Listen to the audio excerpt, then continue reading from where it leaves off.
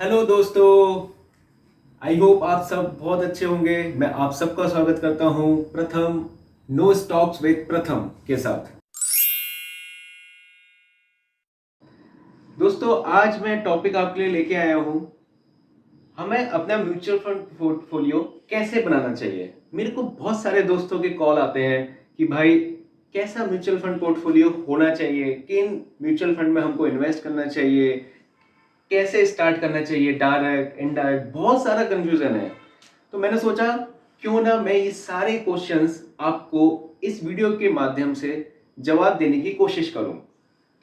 तो मेरा इस वीडियो बनाने का मेन ऑब्जेक्टिव यही है कि ज्यादा दिन आप सब लोग मेरे को कॉल करें, मैं आपको एम्पावर करना चाहता हूं ताकि ये सब डिसीजन आप खुद ले सकें। ओके, सो स्टार्ट करते हैं। सबसे पहले हमें म्यूचुअल फंड की जर्नी अगर स्टार्ट करनी है तो कैसे करें, कहां से करें, कहां जाएं, किससे बात करें, बहुत सारे क्वेश्चन माइंड में आते हैं। ओके, सो 2013 से पहले तक केवल रेगुलर प्लान ही होता था म्यूचुअल फंड में, डायरेक्ट प्लान नहीं होता था। दोनों में डिफरेंस क्या है, डायरेक्ट और रेगुलर। रेगुलर प्लान वो प्लान होता है जो हम किसी डिस्ट्रीब्यूटर, किसी ब्रोकर या बैंक के थ्रू लेते हैं। याद रखना, बैंक के थ्रू भी अगर आप किसी म्यूचुअल फंड को लेते हैं तो वो एक रेगुलर प्लान होता है। अच्छा दोस्तों, उससे पहले मैं आपसे कहना चाहता हूं, ये वीडियो थोड़ी लंबी हो सकती है मगर मेरी आपसे गुजारिश है पूरी वीडियो देखिएगा, तभी आपको संपूर्ण ज्ञान मिलेगा। अन्यथा आप बीच बीच में काट पीट के देखेंगे तो आपको पूरा आइडिया नहीं मिल पाएगा। ओके, तो रेगुलर और डायरेक्ट में डिफरेंस है। अगर हम बैंक के थ्रू, डिस्ट्रीब्यूटर के थ्रू या ब्रोकर के थ्रू जाते हैं तो हमें डायरेक्ट प्लान नहीं मिलता है, हमें रेगुलर प्लान मिलता है। डायरेक्ट प्लान कैसे मिलता है? डायरेक्ट प्लान मिलता है अगर आप डायरेक्टली एएमसी की वेबसाइट पर जाके अगर रजिस्टर करते हैं, या बहुत सारी एड्स हैं, मैं यहाँ नाम ले रहा हूँ मगर ये कोई सजेशन नहीं है कि इनके थ्रू ही आपको जाना है, बस नाम मेरे लिए लेना जरूरी है। जैसे कि ईटी मनी हो गया, ग्रो ऐप हो गया, जीरोदा हो गया, इनके थ्रू भी आप करते हैं तो आपको डायरेक्ट प्लान दिया जाता है। अब दोनों में डिफरेंस क्या है? दोनों में मेजर डिफरेंस आता है एक्सपेंस रेशो का। डायरेक्ट प्लान में आपको एक्सपेंस रेशो कम मिलता है compare to the regular plan, क्योंकि रेगुलर प्लान आप डायरेक्ट ना लेके किसी के थ्रू ले रहे हैं। आप डिस्ट्रीब्यूटर के थ्रू ले रहे हैं, आप बैंक के थ्रू ले रहे हैं या ब्रोकर के थ्रू ले रहे हैं। दोनों में 1% तक का भी डिफरेंस हो सकता है मेरे दोस्तों।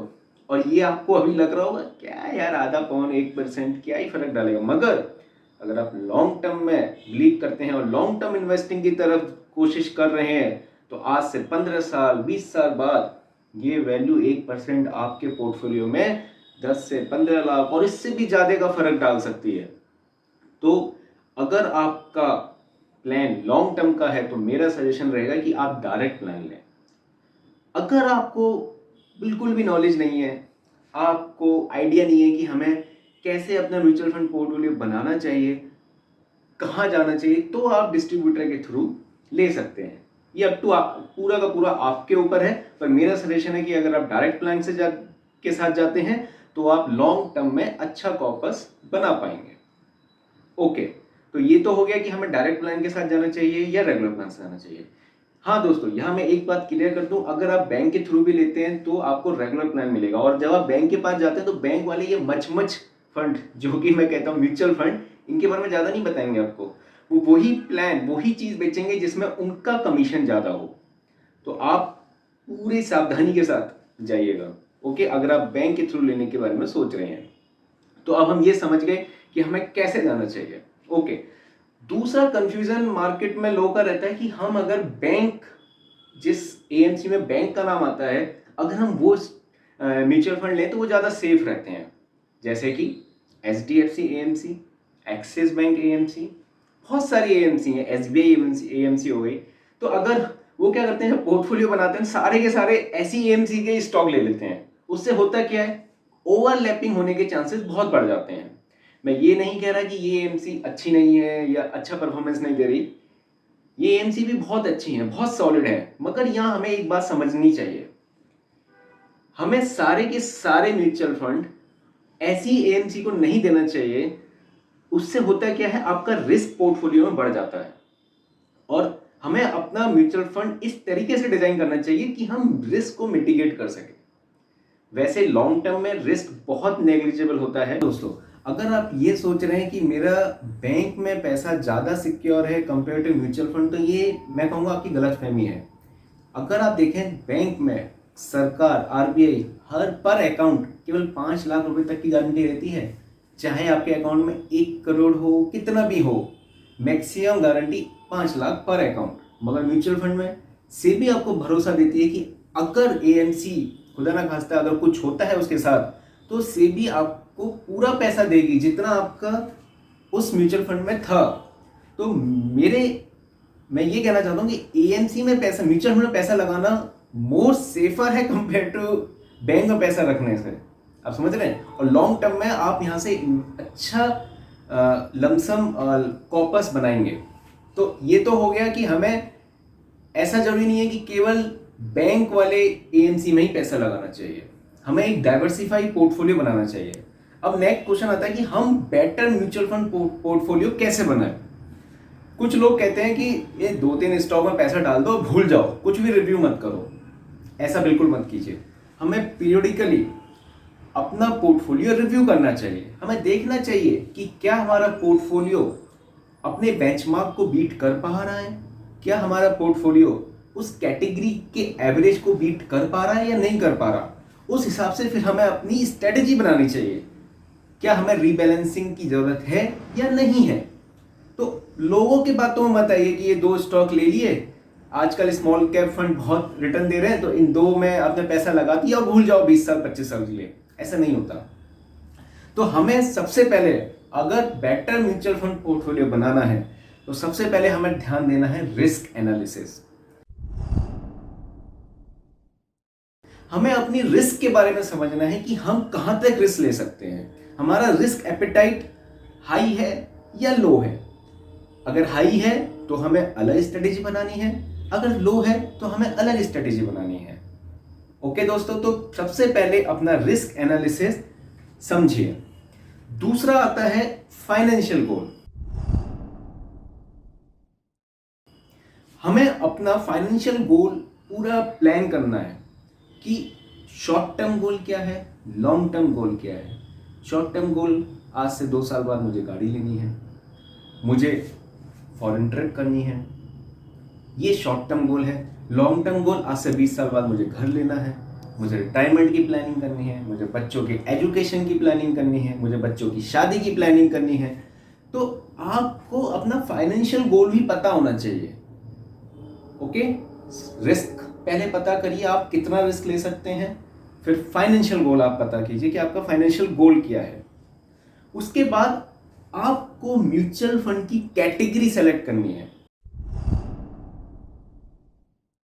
किस कैटेगरी में आपको जाना चाहिए।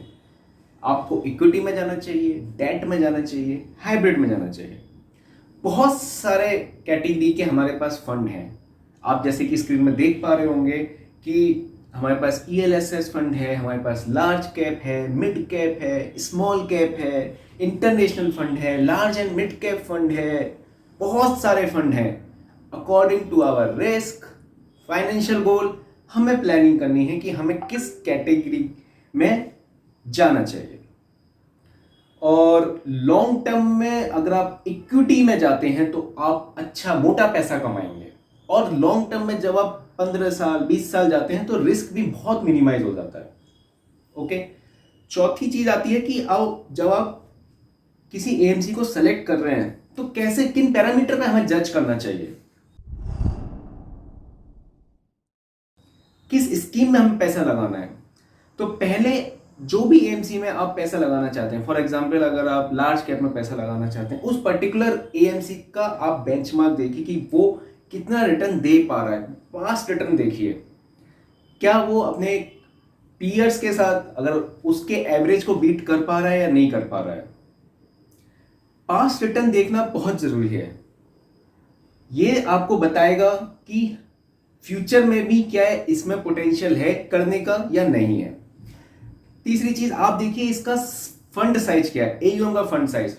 छोटे मोटे फंड साइज में प्लीज मत जाइए, 1000 2000 करोड़, एटलीस्ट 5000 करोड़ से ऊपर का अगर फंड साइज है उसमें ही जाना चाहिए आपको। तो फंड साइज भी बहुत इंपॉर्टेंट पैरामीटर है। लोग सोचते हैं नए फंड निकल रहे हैं लगा दो पैसा, जब आपको कुछ मालूम ही नहीं है, उसकी ना हिस्ट्री पता है, उसका ये भी नहीं पता वो कैसा रिटर्न देगा, तो ऐसे में जल्दबाजी नहीं करनी है आपको। एटलीस्ट सॉलिड फंड साइज होना चाहिए। ज्यादा फंड साइज होगा तो भी चलेगा, कोई दिक्कत नहीं है। फिर देखिए इस पर्टिकुलर फंड का एक्सपेंस रेशियो कितना है, एग्जिट रेशियो कितना है, ये सारे फैक्टर लॉन्ग टर्म में बहुत इफेक्ट डालते हैं। अगर कोई फंड अच्छा रिटर्न दे रहा है और उसमें 19-20 भी अगर एक्सपेंस रेशियो है तो उसमें कोई दिक्कत नहीं है, मगर ये सारी चीजें आप ऑब्जर्व करिए कि एक्सपेंस रेशियो कितना है, एग्जिट रेट कितना है, कितना टैक्स का कॉम्प्लिकेशन आएगा। हर फंड में भी टैक्स का कॉम्प्लिकेशन अलग अलग होता है। उसके बाद आप फंड मैनेजर, उस पर्टिकुलर एएमसी का फंड मैनेजर के बारे में रिसर्च कीजिए। ये फंड मैनेजर कैसा है, कितने टाइम से इस एएमसी के साथ ये एसोसिएटेड है, ये इसकी अप्रोच क्या है, क्या ये ग्रोथ ओरिएंटेड है या वैल्यू ओरिएंटेड है। तो आपको इससे आइडिया लगेगा कि ये जो म्यूचुअल फंड है ये कैसे स्टॉक्स में पैसा लगाता है। इसकी होल्डिंग्स देखिए आप, कौन से टॉप 50 स्टॉक्स हैं, तो आपको इससे फ्यूचर के बारे में हल्की हिंट मिलनी चालू हो जाएगी और आपको कॉन्फिडेंस भी आएगा। क्योंकि ऐसा नहीं है कि आपने एक बार पैसा लगाया तो ये ऊपर ही रिटर्न देगा, ये नीचे भी आएगा, वोलेटाइल होता है, ऊपर नीचे आएगा। तो जब नीचे आएगा और आपको इंफॉर्मेशन ऑलरेडी है तो आप घबराएंगे नहीं। समझ रहे हैं आप? तो म्यूचुअल फंड की वॉलिडिटी सब समझ के आपको इन्वेस्ट करना चाहिए। एक बार जब आपने पैसा लगा दिया उसको पीरियडिकली फिर आप रिव्यू कीजिए, रीबैलेंसिंग कीजिए कि क्या मेरा म्यूचुअल फंड रिटर्न दे रहा है या नहीं दे रहा है। अगर दे रहा है, क्या बेंचमार्क को बीट कर पा रहा है, क्या मेरे पीयर्स के साथ अच्छा रिटर्न दे रहा है। ये जरूरी नहीं है कि जिस म्यूचुअल फंड में आपने पैसा लगाया है वो हमेशा टॉप 3 में ही रहेगा। ऐसा कभी नहीं हो सकता। अगर कोई म्यूचुअल फंड आज टॉप 3 में है, हो सकता है अगले साल वो टॉप 10 में हो। ये जरूरी नहीं है कि टॉप 3 में ही हो वो, क्योंकि जिस स्टॉक्स में उन्होंने पैसा लगाया है सबकी एक साइकिल होती है, सब ऊपर नीचे चलते हैं। मैंने जैसे आपको बताया ग्रोथ ओरिएंटेड, वैल्यू ओरिएंटेड, सबका टाइम आता है।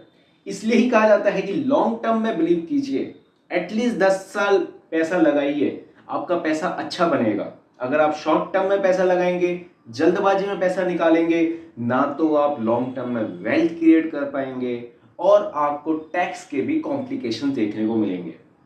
सो दोस्तों, मैं आशा करता हूं कि इस वीडियो देखने के बाद आपके बहुत सारे डाउट क्लियर हो गए होंगे कि कैसे हमें एक सॉलिड म्यूचुअल फंड पोर्टफोलियो बनाना चाहिए, कैसे स्टार्ट करना चाहिए, रेगुलर प्लान, डायरेक्ट प्लान, और जो बहुत बहुत रूमर्स होते हैं मार्केट में कि केवल बैंक वाली एएमसी में पैसा लगाओ तो वो सॉलिड है, उसमें रिस्क कम है। तो वो भी मैंने क्लियर कर दिया कि ऐसा कुछ नहीं है, सारी एएमसी बेटर होती हैं।